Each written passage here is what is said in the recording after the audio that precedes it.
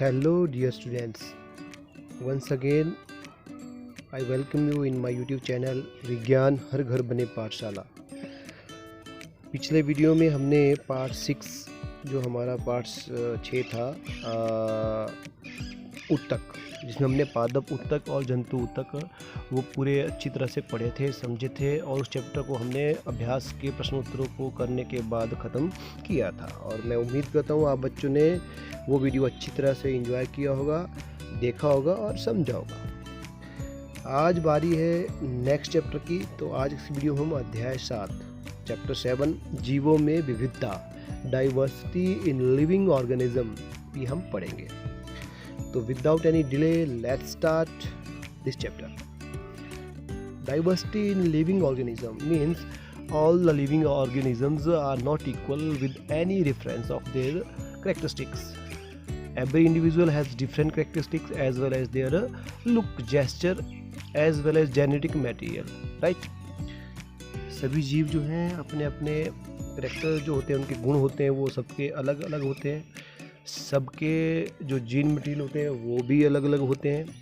तो इस प्रकार जो है हमारे इस पृथ्वी में जितने भी जीव हैं वो उनमें सब में विविधताएं होती हैं। वो किसी न किसी तरह से एक दूसरे से भिन्न होते हैं। तो यही हमने इस अध्याय में पढ़ना है, डाइवर्सिटी इन लिविंग ऑर्गेनिज्म यानी जीवों में विविधता। ठीक है, चलिए अब आप जनरली सी बहुत सारी चीज़ें, जैसे मैंने बताया कि हमारे जो पृथ्वी में जितने भी जीव हैं वो सब आपस में एक दूसरे से भिन्न है। तो जनरली आप अपना ही उदाहरण ले लीजिए, आप अपने आप को ले लीजिए, किसी और के साथ कंपेयर कर लीजिए कि आप उसके समान सेम है क्या, आपकी उसकी लंबाई सेम है नहीं, क्या आपकी नाक उसके साथ सेम है नहीं, क्या आपकी हथेली के साथ मिलती है नहीं। तो ये बहुत सारे ऐसे गुण करैक्टरिस्टिक्स हैं, ऐसे हमारे बॉडी के जो बातें हैं जो हमारे जो है किसी के साथ नहीं मिलती है। तो इस प्रकार जो है सभी जीव जो है अलग अलग होते हैं, कोई काले हैं, कोई गोरे हैं, ठीक है, कोई लंबे होते हैं, कोई छोटे होते हैं। तो ये सभी गुण हैं, इसके आधार पर जो है जीवों में विविधता पाई जाती है। तो हमें देखना है कि ये जो जीव जो है, इतने सारे जीव हैं, इनमें विविधता है, तो इनको फिर किस प्रकार हम स्टडी करते हैं। तो इनको अलग अलग समूहों में बांटा जाता है। ठीक है, अब इस चैप्टर में हमने पढ़ना है कि जो किंगडम्स होते हैं यानी जगत होते हैं, प्लांट्स किंगडम होते हैं, एनिमल किंगडम्स होते हैं। ठीक है, अब पौधे हैं, वो पौधों की कैटेगरी में सारे पौधों की ही बहुत सारी प्रजातियां हैं, तो उनको भी अलग अलग कैटेगरी में बांटा गया है। वैसे ही एनिमल्स यानी जीव जंतु हैं, उनमें भी बहुत सारी कैटेगरीज है, तो उनको भी अलग अलग कैटेगरी में बांटा गया है। वो हम सब इस चैप्टर में पढ़ना है। यानी जीव जगत में कितने प्रकार के जीव जगत हैं, कितने प्रकार के इनके भाग हैं, वैसे ही पौध जगत में कितने प्रकार के भाग हैं। यानी पौध जगत मतलब प्लांट किंगडम, एनिमल जगत एनिमल किंगडम बोलते हैं इसको, जीव जगत जीव जंतु जगत में एनिमल किंगडम है। तो चलिए शुरू करते हैं। सबसे पहले तो इनको बांटने का आधार क्या है, इन ग्रुपों में इसको वर्गीकरण करने का आधार क्या है। जब हम इन जीवों को इतने समूह में बांटते हैं तो इनका आधार क्या होता है। ठीक है, तो इसका देखिए, मैंने आपको पहले बता दिया कि सभी जीवों के अलग अलग गुण होते हैं, अलग अलग उनके देखने का अलग दिखते हैं, अलग अलग प्रकार के वो कार्य करते हैं। और ये तो हो गए बाह्य गुण। आंतरिक की बात की जाए तो सबके जैसे पाचन तंत्र है वो डिफरेंट रहता है, कईयों का खान पाने के तरीके अलग हैं, भोजन को पचाने के तरीके हैं। तो ये सब जो है गुण है, आधार है। ये किस आधार है, ये है वर्गीकरण का आधार। चलिए इसको पढ़ते हैं हम। अब आपने समुद्रों में रहने वाले जीव देखेंगे, जैसे प्रवाल है, व्हेल है, ऑक्टोपस है, स्टारफिश है और शार्क है। ये सभी आप बच्चों ने जो है टीवी में देखे होने। तो अब देखिए इन सभी जीवों का अलग अलग आकार, शेप और खाने का तरीका अलग है, रहने का तरीका अलग है, लेकिन फिर भी ये क्या करते हैं, एक ही आवास में रहते हैं। किसमें, समुद्र में। ठीक है ना, ये सभी समुद्रीय जीव हैं। तो जीवधारियों के समूहों को बांटना ठीक नहीं है। किस आधार पर कि क्या वे, जैसे मान लीजिए अब आप एक समुद्र में रहने वाले जीवों को अलग अलग ग्रुपों में बांटते हैं, तो वो हम ये देखेंगे कि अगर उनको अलग अलग जगत में बांटना है, भागों में बांटना है, वर्गीकरण करना है, तो उसके स्पेसिफिक रीज़न गुण होने चाहिए। ठीक है, तो तभी हम उनको बांट सकते हैं अलग अलग तरह से। तो ये होते हैं जीवों के लक्षण, जिसके आधार पर हम उनको अलग अलग तरह से बांटते हैं। ठीक है। अब जैसे हमारा हाथ ले लीजिए आप, हमारा हाथ होता है, हाथ की 5 उंगलियां हैं, क्या सभी उंगलियां एक समान है? नहीं। तो हमारी उंगलियां सब अलग अलग हैं। इसी प्रकार जो है हर एक जीव जो है अलग अलग होता है, जिसके उसको बांटना जरूरी है, वर्गीकरण करना जरूरी है, ताकि उनको अच्छी तरह से हम समझ सकें, उनके बारे में जान सकें और उनकी स्टडी अच्छे से कर सकें। अगर हम इनको मिक्सअप रखेंगे तो हमें इनको जानना, इनके बारे में समझना थोड़ा मुश्किल हो जाता है। तो वर्गीकरण का आधार क्या है? जीवों के बारे में जानकारी लेने के लिए और जीवों के सभी गुणों को समझने के लिए इनको वर्गीकृत करना बहुत आवश्यक होता है। ठीक है। तो अब वर्गीकरण किया जाता है जीवों के जो लक्षण होते हैं, जो आपस में संबंधित लक्षण होते हैं, उसके आधार पर। ठीक है। यानी जो उनके लक्षण दिख रहे हैं, जिनके एक समान लक्षण दिखते हैं, उन जीवों को एक समूह में रखा जाता है। जिनकी थोड़े अलग दिखते हैं, उनको दूसरे समूह में रखा जाता है। तो इस प्रकार इनके हम किस प्रकार बांट सकते हैं? देखिए, अब एक यूकैरियोटिक कोशिका होती है, जिसमें केंद्रक समेत कुछ झिल्ली से घिरे हुए कोशिकांग होते हैं। ये आपने पढ़ा है कोशिका चैप्टर 5 में, जो हमारा जीवन की मौलिक इकाई है, उसमें पूरा डिटेल में पढ़ा है। तो अब कुछ यूकैरियोटिक कोशिका होती है जिनमें केंद्रक और कुछ झिल्ली से घिरे कोशिकांग होते हैं। ठीक है। जिनके कारण कोशिकीय ये क्रियाएं अलग अलग कोशिकाओं में दक्षतापूर्ण होती है। तो यही कारण है जिन कोशिकाओं में झिल्ली युक्त कोशिकांग और केंद्रक नहीं होते, उनको हम अलग से बांट सकते हैं, या उनकी जैविक रासायनिक प्रक्रियाएं भिन्न होती है। ठीक हो गया। तो अब जैविक रासायनिक प्रक्रिया जिन जीवों की भिन्न होगी, उनको हम अलग अलग समूहों में बांटेंगे। इसी प्रकार कोई जीव एक कोशिकीय है, कोई बहुकोशिकीय है, तो हम उनको एक ही समूह में नहीं रख सकते। तो उनको अच्छी तरह से समझने के लिए, जानने के लिए, उनकी स्टडी करने के लिए उनको अलग अलग समूह में बांटना पड़ता है। ठीक है बच्चों। दूसरा प्रश्न यह उठता है कि कोशिकाएं अकेले पाई जाती हैं या फिर एक साथ समूह में पाई जाती हैं, या फिर अविभाज्य समूह से मिलती हैं। तो जो कोशिकाएं एक साथ समूह बनाकर किसी जीव का निर्माण करती हैं, उन्हें श्रम विभाजन पाया जाता है। उनमें पाया जाता है श्रम विभाजन। ठीक है। शारीरिक संरचना में सभी कोशिकाएं एक समान नहीं होती, बल्कि कोशिकाओं के समूह कुछ खास कार्यों के लिए निपुण होते हैं। तो वो कुछ खास कार्य करते हैं। तो यही वजह होती है कि शारीरिक संरचना में सब लोगों की, सब जीवों की, सब जीव प्राणियों की सभी कोशिकाओं में भिन्नताएं होती है। इसके कारण क्या होता है? इसके कारण हम पाते हैं कि जैसे अमीबा है, एक कोशिकीय जीव है, और एक कृमि है, जिसकी शारीरिक बनावट कितनी अलग होती है ना। अमीबा की शारीरिक बनावट तो कुछ और है, और एक कृमि की बनावट कुछ और है। तो ये डिपेंड करता है उनकी आंतरिक संरचना पे, उनकी आंतरिक क्रियाओं के ऊपर, ताकि हम उनको अच्छी तरह से समझ सकें। तो इसलिए उनको अलग अलग बांटना जरूरी होता है। ठीक है। तीसरा पॉइंट है जैव प्रकाश। जो हमारे जीव जंतु होते हैं, वो जीव जो है प्रकाश संश्लेषण की प्रक्रिया द्वारा अपना भोजन स्वयं बनाते हैं। वो है पेड़ पौधे। लेकिन हम मनुष्य तो नहीं बनाते ना। तो अब ये भी प्रक्रिया है जो केवल पौधे ही करते हैं।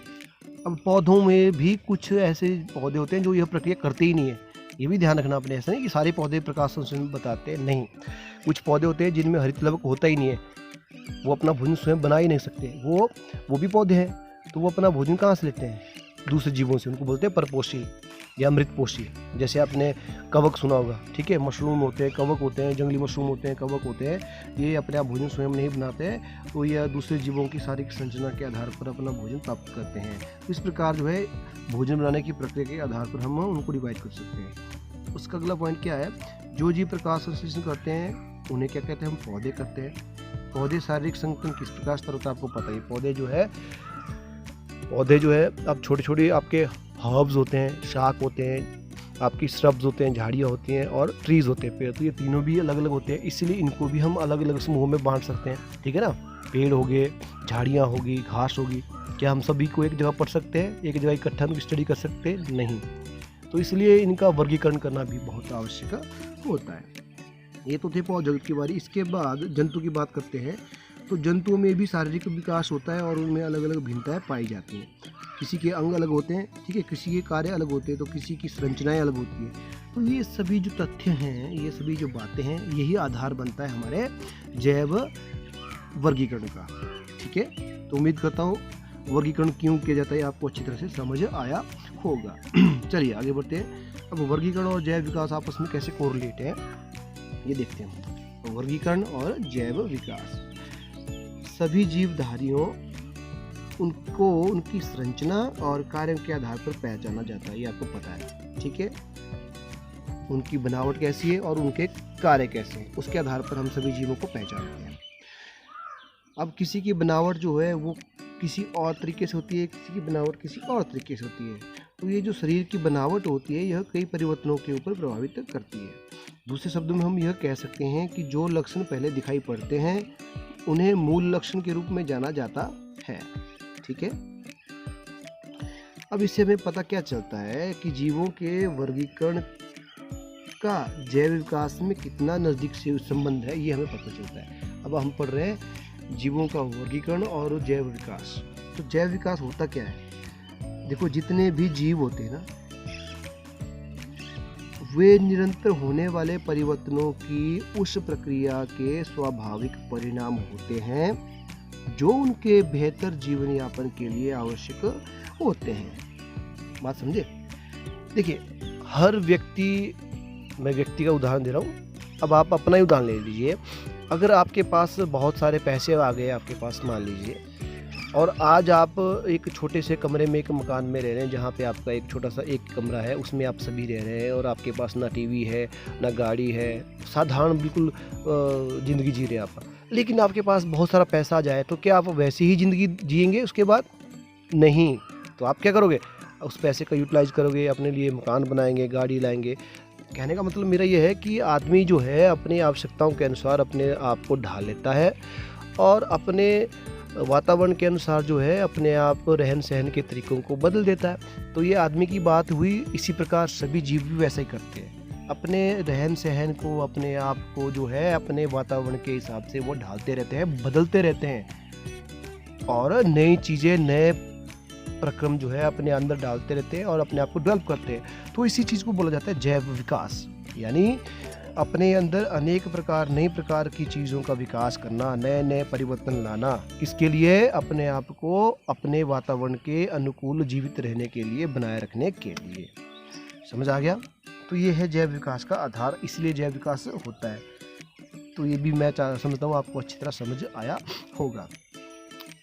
अब चार्ल्स डार्विन नाम एक साइंटिस्ट थे जिन्होंने 1859 में अपनी पुस्तक द ओरिजिन ऑफ स्पीसीज, ठीक है, The Origin of Species book was written by Dr. Charles Darwin in 1859, who has given the first demonstration of जैव विकास या आपके डेवलपमेंट, ठीक है, जो जीवों में डेवलपमेंट होती है उसका उन्होंने पहली बार विवरण अपनी बुक में दिया था, द ओरिजिन ऑफ लाइफ, ठीक है। तो जैव विकास की इस अवधारणा को वर्गीकरण से जोड़ने पर हम पाते हैं कि कुछ जीव जो है समूहों में रहना पसंद करते हैं और कुछ जो है अकेले रहना पसंद करते हैं।